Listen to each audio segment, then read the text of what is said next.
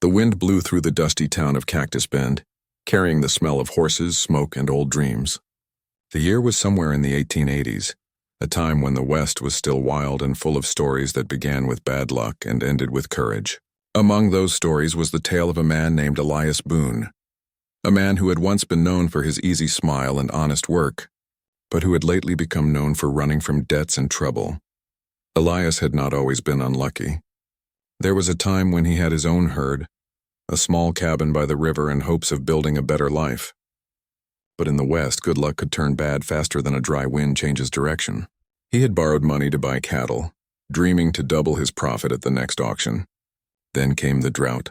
The grass dried, the river shrank, and the cattle fell one after another. By the time the rains returned, Elias had nothing left except debt and shame. The men he owed money to were not patient men. They were riders with cold eyes and quicker hands. Word spread that Rufus Kane, a hard and rough collector, was coming after him. Rufus was known for never letting a debtor slip away. When Elias heard that name whispered in the saloon, he knew it was time to disappear before sunset. That evening the sky turned red as if warning of what was coming. Elias saddled his tired horse and rode through the back roads, not knowing where to go. The town seemed to close its doors on him. People who once shared a drink with him now avoided his eyes.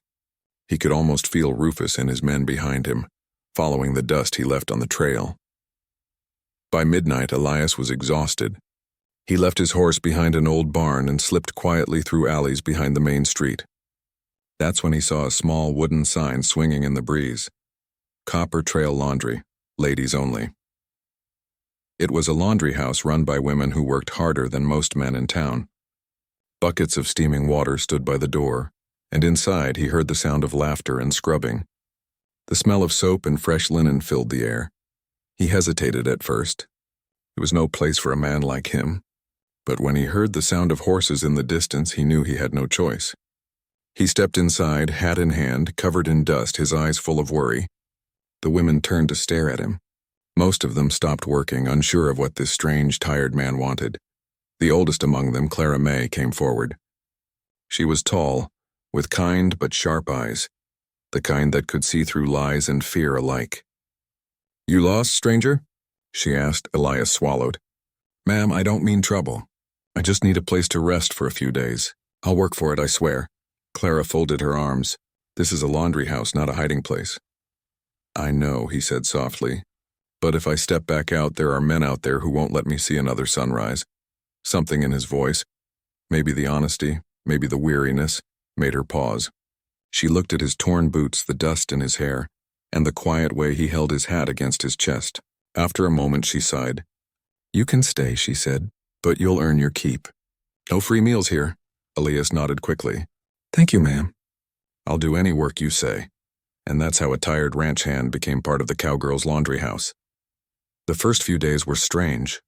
Elias worked in silence, always careful not to be seen by strangers. He carried buckets of water from the well, chopped firewood, and helped scrub sheets late at night when the town was asleep. The women teased him sometimes, calling him laundry boy, but they soon grew to respect his effort. He never complained, never lazed around, and never forgot to thank Clara for every meal she gave him. Over time, the sound of his laughter returned. In the evenings, when work was done, he would sit on the porch listening to Clara and the others tell stories about the travelers who passed through town. He began to feel like part of their little world, a world made of hard work, friendship, and the quiet comfort of people who looked after one another. For the first time in months, Elias slept without fear. The steady rhythm of washing and scrubbing gave him peace. The scent of soap and warm fabric replaced the smell of fear that had followed him for so long. Sometimes when he helped Clara hang laundry under the big desert sky, he would look at her and say, "You've got more courage than half the cowboys I've ever met." She'd laugh and say, "Courage doesn't come with a gun, Elias. It comes with getting up every morning and doing what needs to be done." But outside those laundry walls, the world hadn't forgotten him. Rufus Kane and his men rode through Cactus Bend, asking questions and showing a faded photograph of Elias Boone. They visited saloons, stables, and the general store. Nobody said a word, not out of kindness, but because most folks didn't want trouble. Yet gossip traveled fast in small towns. Clara heard whispers that the debt men were getting close. One evening she found Elias sitting behind the laundry house, sharpening a broken knife. His face looked calmer than it used to, but his eyes were still filled with old worry. "You should move on," she said quietly. "They'll come here soon." Elias shook his head. "Where would I go, Clara? Every town's got someone I owe or someone who remembers what I used to be. Here I've got work, food, and people who don't treat me like a criminal. I can't run forever." Clara looked at him for a long moment. "You've got a good heart, Elias. Don't lose it when the past catches up." He smiled sadly. "I already lost enough. Maybe it's time I stop running and start fixing what I broke." That night, as the moon rose high and silver, the air grew still. The women were finishing the last loads of laundry when the sound of horses echoed from down the street. Hooves striking dirt, slow and steady, the kind of rhythm that made your heart tighten before your mind caught up. Elias froze. He knew that sound too well. Clara's hands stopped moving. She looked toward the road and saw 3 riders in the distance, their hats low, their coats long, dust rising behind them like ghosts. "Who are they?" one of the girls whispered. Clara didn't answer. She just turned to Elias. He didn't have to say a word. His pale face said it all. The riders stopped right in front of the laundry. The leader, Rufus Kane, stepped down from his horse, his boots crunching on dry ground. He glanced around, then his eyes rested on the rows of clean clothes fluttering in the wind. The laundry house looked peaceful, too peaceful for a man like him to believe. Inside, Elias whispered, "It's them." Clara's voice was steady. "Stay quiet," she said. "No one gives you up." But Elias could already feel that peace slipping away like sand through his fingers. The safety, the laughter, the quiet nights, all of it was about to end. He looked at the white sheets swaying gently, hiding him from view, and thought how strange it was that he'd found both safety and danger among them. The knocking on the door came loud and sharp. Rufus Kane's voice followed, deep and certain. "Open up. We're looking for a man named Elias Boone." Clara opened the door slowly, keeping her voice calm. "There's no man here," she said. "Just laundry and hard work." Rufus smiled slightly, not believing her. "Then you won't mind if we take a look." Behind her, Elias stood still among the hanging clothes, his hands trembling. His breath caught in his chest. He could see Rufus's shadow stretching across the floor, long and dark like the past reaching out to claim him. And that's where the quiet in Cactus Bend ended, with the sound of boots stepping into the laundry house, and the past finally finding the man who thought he could hide among the Cowgirls' clean sheets. The door of the laundry house creaked open and the sound of spurs filled the air. Dust followed Rufus Kane and his men inside as they stepped across the clean wooden floor.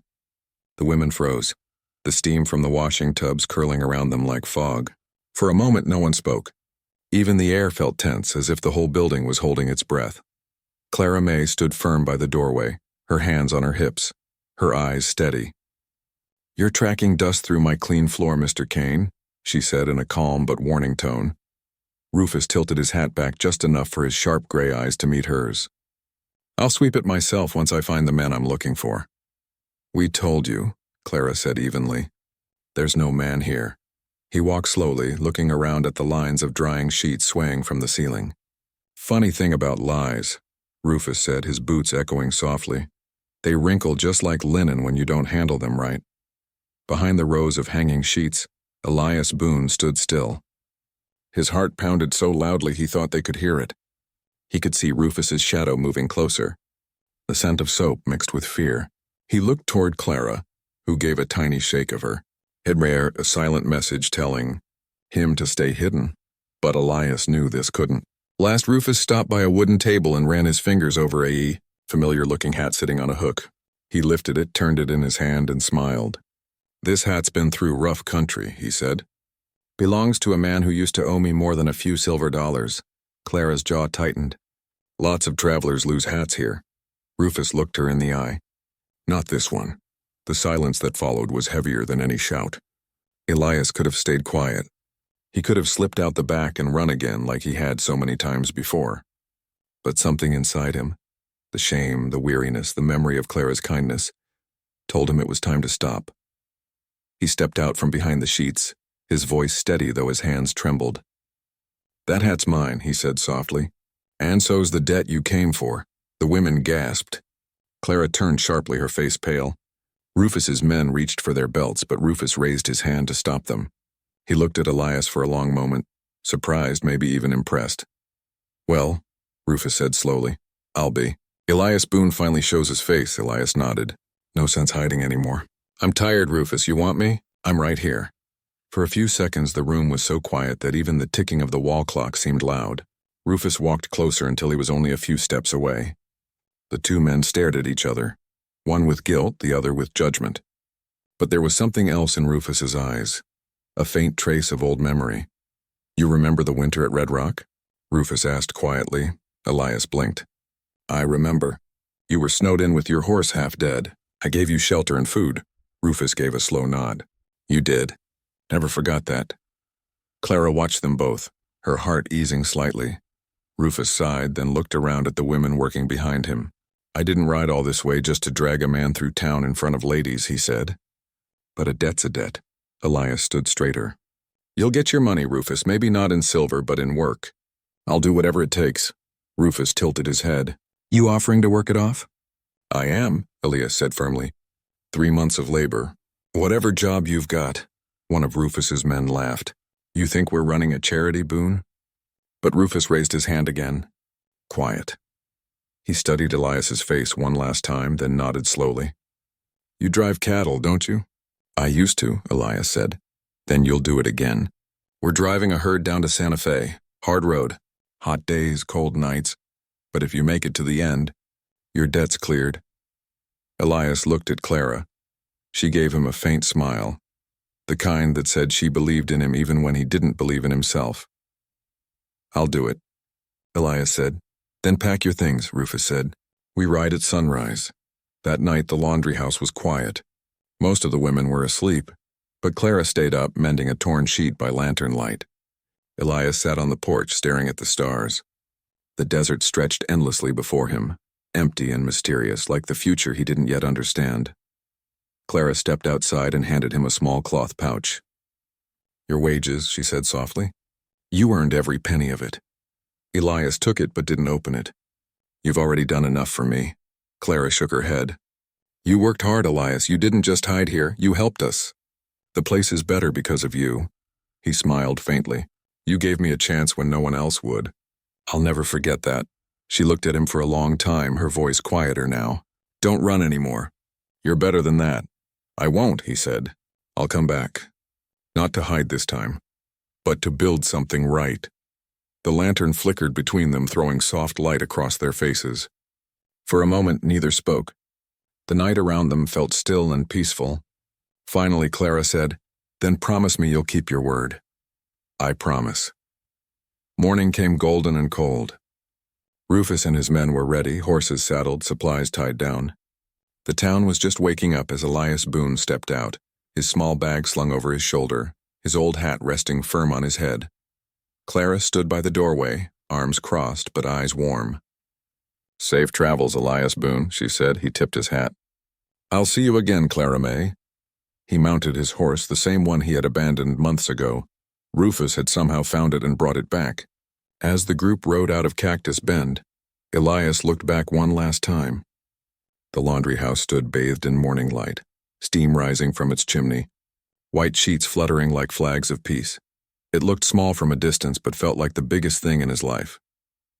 The journey to Santa Fe was long and rough. The sun beat down during the day and the nights were cold enough to make a man's bones ache. But Elias worked hard, never complained, and slowly earned the respect of Rufus's crew. He handled cattle with steady hands, cooked when needed, and fixed broken gear without being asked. Rufus watched him closely and said little. Yet each day his tone softened. "Didn't think you had it in you, Boone," he said one night by the campfire. Elias poked at the fire with a stick. "Didn't think I did either," he replied with a quiet smile. Weeks passed. When they finally reached Santa Fe, Rufus counted the cattle and nodded. "Not one lost," he said. "You kept your word, Boone. Debt's paid." Elias felt something deep inside lift, not just the debt, but the heavy shadow he had carried for so long. "What'll you do now?" Rufus asked. "Go home," Elias said. "Or what feels like it." Rufus gave a half smile. "Then ride safe, partner."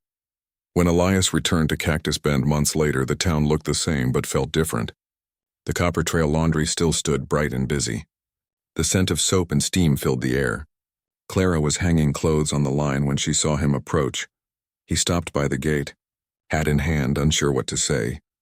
"Took you long enough," Clara said, a smile breaking through her serious face.